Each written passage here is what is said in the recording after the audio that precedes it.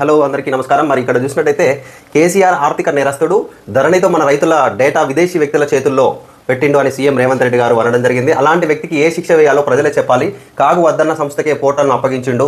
వాళ్ళు ఒక క్లిక్ చేస్తే మన డాటా ఖతమవుతుంది. బీఆర్ఎస్ హయాంలో అర్ధరాత్రి రిజిస్ట్రేషన్లు, వేల ఎకరాల బదలాయించుకున్నారు. రైతులకు ఉపయోగపడేలా భూభారతి చట్టం తెస్తుంటే అడ్డం పడుతున్నారు. ఫార్ములా ఈ రేసు రద్దుతో 600 కోట్ల నష్టాన్ని ఆపినాం. దీనిపై బీఆర్ఎస్ ఆఫీసులోనైనా చర్చకు సవాల్ అనేటువంటి న్యూస్ మనకి ఈరోజు క్లిప్పింగ్ వచ్చింది. సో యాక్చువల్గా ఏంటంటే ధరణిలో ఏం ప్రాబ్లమ్స్ ఉన్నాయి అనేది ఇప్పటివరకు కూడా చెప్పలేకపోయారు మీరు. ధరణిలో ఎలాంటి ప్రాబ్లమ్స్ ఉన్నాయి, ఇగో పలానా గిన్ని 100 ఎకరాలు, ఇగో ఇక్కడ కూడా ఇక్కడికి 100 ఎకరాలు ఇక్కడ వాళ్ళు భూ కబ్జా చేసి ఇల్లు, లేకపోతే అది వాళ్ళకు భూ బదలాయింపు చేసుకున్నారు అనే విషయాన్ని ఇప్పటికీ చెప్పలేదు మీరు. ఆ చెప్పకుండా ధరణిని మీరు భూభారతి చేయడం జరిగింది. చేయండి, కాకపోతే ధరణిలో ఏ ప్రాబ్లమ్స్, ఇగో పలానా కాడ గిన్ని వేల ఎకరాలు వాళ్ళు బదలాయించుకున్నారు అనేటువంటి వార్త కనుక మనకు పబ్లిష్ చేసినట్టయితే ఇంకా మీకు మంచి నేమే ఉండేది.